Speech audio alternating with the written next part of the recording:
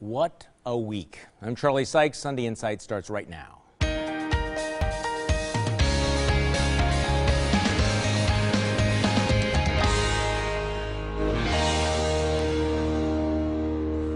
Good morning and welcome to Sunday Insight. In the week that was, it was an extraordinary news week. A terror attack at the Boston Marathon that left 3 dead, followed by a massive manhunt and a fiery shootout. In Texas, a massive blast at a fertilizer plant leaves at least a dozen dead. The blast reportedly registered 2.1 on the Richter scale. An Elvis impersonator is arrested for sending letters laced with deadly ricin. A devastating defeat for gun control in the United States Senate and an angry reaction from President Obama. And in Philadelphia, a gruesome tale of an abortion clinic unfolds at the trial of an abortion doctor named Kermit Gosnell. Closer to home, rain and more rain leads to flooding and a massive sewer dump by MMSD. A West Allis mother admits that she locked her 3 children in a bedroom before a fatal house fire. She had already been facing multiple child neglect charges. The state assembly approves legislation to cut the Milwaukee County Board down to side as supervisors try to come up with their own reform plan. After a shaky start, the Brewers win a few games. Ace pitcher Giovanni Gallardo is busted for drunk driving. Mayor Tom Barrett says his downtown trolley is a Trojan horse for a larger system. Yeah, he used that term, which was kind of interesting. And the State Department of Transportation wants to spend $1 million on decorative mood lighting for the Hone Bridge. And amazingly, some legislators think that's a waste of money. But we start with terror in Boston. A day of celebration turns tragic. A terrorist attack that left 3 dead, dozens wounded, and rattled the nation's psyche. On Thursday, a dramatic press conference where this video was released of the suspects. You can see them there in the black hat and the white hat.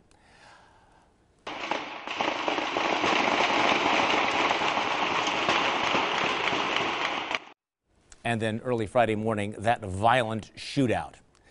An unprecedented lockdown of the entire city of Boston and several suburbs as police launched a massive manhunt for the suspects. Joining me on our panel this morning, the Milwaukee Journal-Sentinel's Bill Glauber, former State Representative Michelle Litchens, the Milwaukee Community Journal's Michael Holt, and political consultant Mary Jo Boss. Mary Jo, let's start with you. This was the first successful terrorist attack on the United States since 9/11. Had we grown complacent? I don't think we've grown complacent. The government's always working. I think, though, that we have to be more vigilant, and not as you think, but to the loss of liberty. We have to make sure that we don't allow a terrorist attack to put us in such fear that we're willing to give up anything for a false hope that the government can protect us. Okay, Bill Glauber. Boston Marathon, a great event, but as somebody said, there's no doors, so it can't be 100% policed. Number of terrorist attacks has actually declined in the United States in this most recent decade. So but it is, in retrospect, isn't it remarkable that we'd gone this long, given how we are still are, with all the changes that we've made, we still are an open society and there are soft targets, and we'd gone all this time without having a terrorist attack. It is unusual. Thankfully, it's happened that we did go all this way without a terrorist attack. Michelle Litchens. I don't know if we've necessarily become complacent, but year after year, CNN's been doing a poll asking people how often if they think a terrorist attack's going to happen in their neighborhood, and it's never grown more than 16%. So I think Americans pride themselves on our freedom and our ability to go wherever we want to go, whenever we want to go somewhere. We don't want to live in a police state. So I don't think we think a terrorist attack is going to happen around the corner every day. Hey, Michael Holt. I was actually impressed at the speed in which they get all this information out, the intelligence system. And hearing from some federal officials in the past, you know, we probably averted some terrorist attacks that were never brought out to the public because they didn't want to encourage other people to do it. But, you know, already right now we have cameras on every street corner. And we'll end up with more cameras. Right, and then that's the greatest fear, that they're going to expand upon the Patriot Act, which went too far. But you know, this was one of those feelings of ambivalence because I'm a little bit uncomfortable about living in a surveillance society. On the other hand, I was very, very grateful that they had all those cameras. And I think, you know, there's another element to this that I really haven't heard anybody talking about. You know, there's a certain amount of paranoia that's developed since 9/11 about, you know, Middle Easterners getting on planes, so everybody looks over their shoulder and watches them very carefully. One thing that came out of this, there was a lot of people didn't really understand that not all Muslims are black and brown. Well, there were a couple of things. I mean, number one, we have to comment on the fact that this was a bad week for the media. It was a good week for NBC and Pete Williams. It was a terrible week for CNN. One of the lessons about how information, can go out so quickly and be erroneous. The other thing, what I thought was rather extraordinary, was the number of pundits who seemed to be rooting for this to be a case of domestic violence. They speculated it would be a right-wing militia group, as if it was more important for them to be able to score political points than to wait to find out what happened. And we're now finding out that yeah, even after all these years, Islamic terrorism is real. Okay, so what has your glass half full this week, and what has your glass half empty? Let's go around the table. Bill Glauber. Okay, something a little fun. The Bucks have made the playoffs. Unfortunately, they're going to get swept by the Miami Heat. Yeah, I can't argue with that. Michelle. I have to say it. It was half empty because of the drought, but now the cup is overflowing from all the rain. Yes, Michael Holt. Bill stole mine. Yeah. So I have to say that local cab drivers won a lawsuit so they can expand. That's half full. Half empty because the city's population is dropping anyway, so they won't have anybody to drive around. Mary Jo Boss. Well, my glass is half empty because Brewer pitcher Giovanni Gallardo started out the week by driving while intoxicated. My glass is half full because he didn't blame anyone, he took full responsibility, and he seems intent on taking the steps he needs to make sure it never happens again. Well, my glass is half full because I'm quite confident that we're going to get to the bottom of what happened in Boston. The authorities were very quick in releasing the surveillance video. It's half empty because we never did the same thing about the terrorist attack in Benghazi. Sunday Insight continues in just a moment, but as we go to break, Boston's strong at the Bruins game on Thursday night. The crowd joins in the national anthem. Just watch this. Oh, say, can you see by the dawn's early light what so proudly we hailed as the twilight passed we, whose Christ and bright sun through the perilous fight, o'er the ramparts we watched,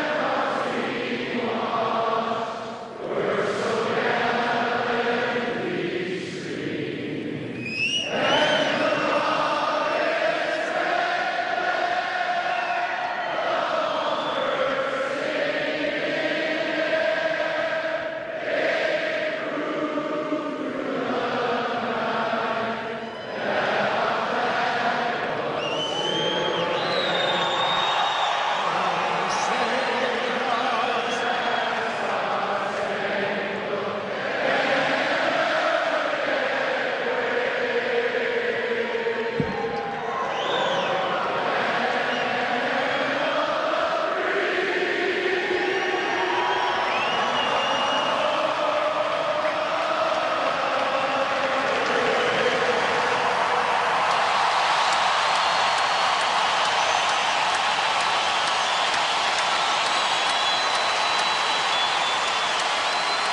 On this vote, the yeas are 54, the nays are 46. Under the previous order requiring 60 votes for the adoption of this amendment, the amendment is not agreed to.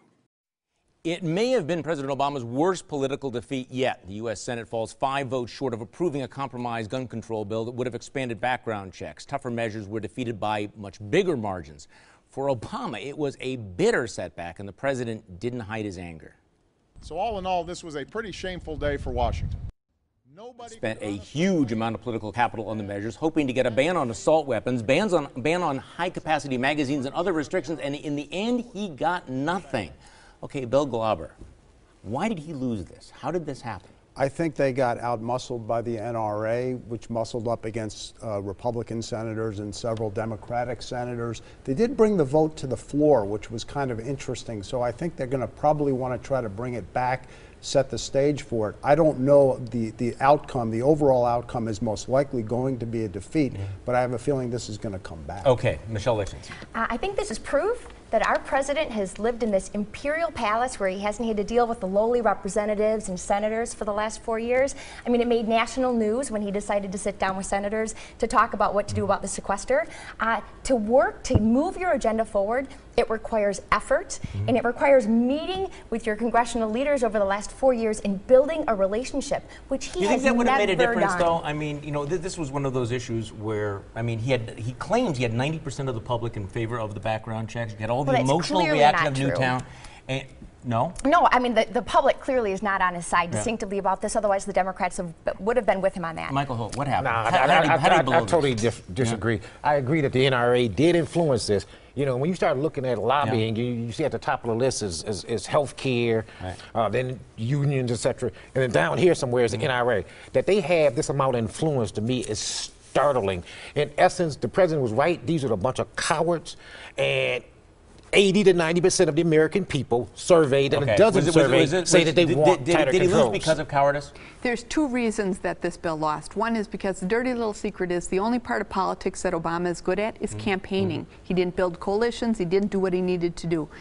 The other reason is that we saw democracy work. Those 4 Democrats who voted against were afraid to go back to their people, having voted against their will. See, I think a couple of things here. I understand that the narrative is that this was about the lack of courage. I think it was about the lack of trust. I think that the president lost because he didn't really want to win as much as he wanted to beat his opponents, and he went all out. No, and what happened was, let me tell you what I think. What I see, we've got to listen to what gun right advocates were thinking. I think what happened was, by going all out early on, and by the way other Democratic governors were going after the issue, it created a lack of trust. This bill that went down, especially the background checks, was a very, very modest bill.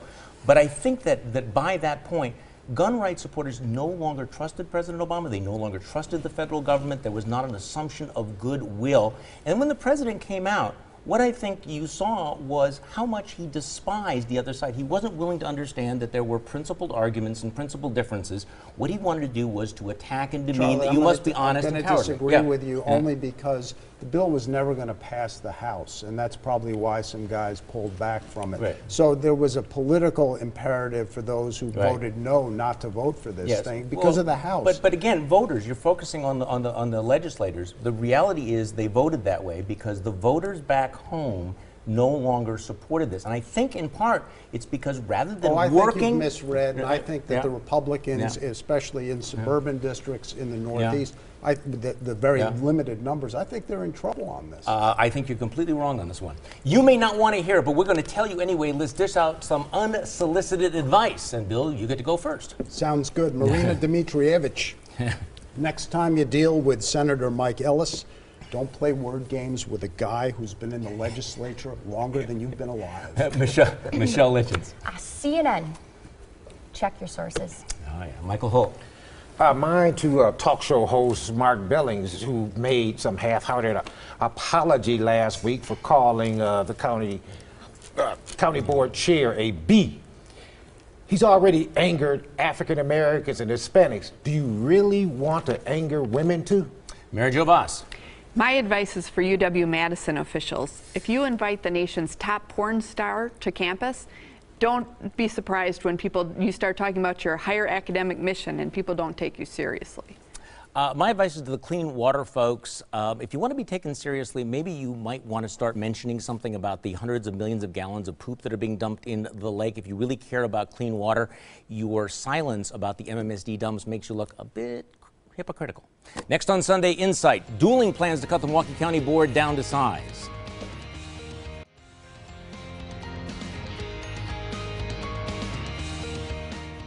Dueling reform plans for Milwaukee County's troubled county board. The state assembly overwhelmingly approved a bill to drastically cut the salaries and the budget of the board. Meanwhile, supervisors were in a mad dash to present their own reform plan. Their plan would also cut their salaries modestly and cut the board's budget by a few $1 million. So is the board's plan too little, too late, Michelle Lichens? You know, with the the secret negotiations that were going out there, throwing a gag order out on one of the fellow supervisors, with the board not having a problem with breaking the law and not following their own legal advice, I don't think there's anything they could say that would cause the public or the state legislature to trust that they would actually follow through on anything they say. Okay, Michael Holt. Yeah, and I agree with you. But, I thought that the county board's quote-unquote reform package was good enough to be discussed. Everybody just dismissed it right across the top. There's one element, though, that wasn't brought up in there, and that's, how much authority they would have to intervene in contract negotiations, which is all be shifted to the county exec under the state bill. I don't think you can stop that steamship from going forward, though. Okay. Mary Jo Boss. Well, I agree with Michael that if the county board's proposal had come up a year ago, right, maybe it would have been given some credibility, and they could have fend off this entire discussion. But right now, it's too little, too late. It's not going to make a difference. Bill Glover. Well, there's still a month because the Senate's pushed back a month, so something may happen. What I've never understood about this is that you're giving so much power to the county executive. I mean, eventually, for the business community, there's going to be a county executive elected who they don't like and who's going to have a lot more power as a result of their push. Well, I don't know that the month is the key because, of course, even when this passes, they have to go through a referendum in 2014. So maybe what they're doing is they're setting themselves up because I think they're toast in the legislature. As you pointed out earlier, the moment Marina Dmitrievich decided she was going to play cute with Senator Ellis, she guaranteed this bill was going to pass the state Senate as well. So I think it was a big mistake. Yeah, this thing is a done deal. And of course, the irony is at the moment when the county board should have been, on its best behavior, they were on their worst behavior. And I think Mary Jo is right. If they would have come up with a credible plan maybe a month ago, gotten out ahead of this, people would have said, okay, well, that's kind of interesting. This kind of looks like, what my dog does at home when he rolls over on his back, and he kind of gives up because they're kind of conceding. Yes, we're bloated. Yes, we're overpaid. They've conceded every single major point. And I just cannot imagine that that's going to influence any votes in the legislature against it. So they're going to have to go to the voters explaining why they should be paid more rather than less. And I think that's going to be a pretty tough sell next year. I think it is. I think it's also when you see a Representative Joe Sanfilippo actually come from the Milwaukee County Board to make all of these recommendations. He's been in the belly of the beast. He knows what needs to be fixed there. I think people in Madison trust him. Well, I also think Bill makes a good point that sometimes conservatives ought to be careful what they wish for because this does empower the county executive in a rather dramatic way. Okay, is what they said this week the same thing as what you heard? Let's go around the table, Bill. Well, Sheriff David Clark again, he's getting a master's degree in Homeland Security, and he said the bombing at the Boston Marathon was a catastrophic intelligence failure. And what I heard is maybe a guy who needs to go back to class because you want to keep your comments pretty close early on. Michelle Litchens. What we heard was a group of prominent Democrat liberal women demand an apology from a conservative talk show host for saying something about a liberal woman. But what I heard was that you can't ever criticize a liberal woman, but you can say anything you want about a conservative elected woman. You can say anything about her family and her children, and that's okay as long as you're perpetuating the liberal agenda. Michael Holt. Back to our last topic, the county executive said that the board's plan is acknowledgement that reforms are needed. What I really heard was, I got you by the you-know-what, and I'm not going to let go. Mary Jo Boss. But talking about the U.S. Senate's failure to pass gun control legislation, President Obama said it's a shameful day in Washington. What I heard was, it's official, I'm a lame duck. Well, what they said was, Mayor Tom Barrett said that, that downtown trolley is a Trojan horse. Kind of interesting because you remember what the Trojan horse did to the city? What I heard was, look out, taxpayers, here it comes again. Next on Sunday Inside, our panel picks the winners and losers of the week. But first, here's your morning news update. It's time for our panel to pick the winners and losers of the week. Bill Glover, you're first. After a heartbreaking week, let us recall those who raced toward the bombs and the blood in Boston, and others who faced fire in the little town of Weston, Texas. They're the everyday heroes who make the rest of us proud to be Americans. Michelle Litchens. My winner is the American spirit. With Boston and the Texas factory and major flooding, Americans stepped up to the call of duty as we do whenever we face a crisis. We aren't out of the dark yet, but I know the American spirit will come out of these tragedies even stronger than ever. My loser is President Obama for his budget suggestion to tax our retirement savings. Why would you tax those who save for their retirements, who don't want to depend on the government? Mr. President, you have the audacity to propose such an anti-American idea, and that makes you a loser. Michael Holt. Losers, those of us who thought that the war on terror had been won, or at least under control. Boston is a wake-up call. Winners, believe it or not, the county board and the county exec. $25 million budget surplus, which hopefully will go to reduce our debt and to lower our taxes. Mary Jo Boss. My winners are the Milwaukee taxi cab entrepreneurs who fought the city of Milwaukee's taxi cartel and won, with the court declaring that the city's arbitrary limits of who may operate cabs in the city are illegal. My loser is Milwaukee Alderman Bauman, who responded to the court throwing out their existing cartel by immediately going to work on a new, even more complex set of cabbie regulations. How about you just get out of the way and let these folks make a living? Well, my losers, the progressive commentators who speculated and obviously were rooting that the Boston bombing was the work of domestic right-wing terrorists. Winners, the city of Boston, like New York after 9/11. They showed how Americans react to this kind of evil with courage, determination, and unity. Thanks for joining us. And join me for my radio show Monday morning on News Radio 620 WTMJ from 8:30 until noon. Have a great week.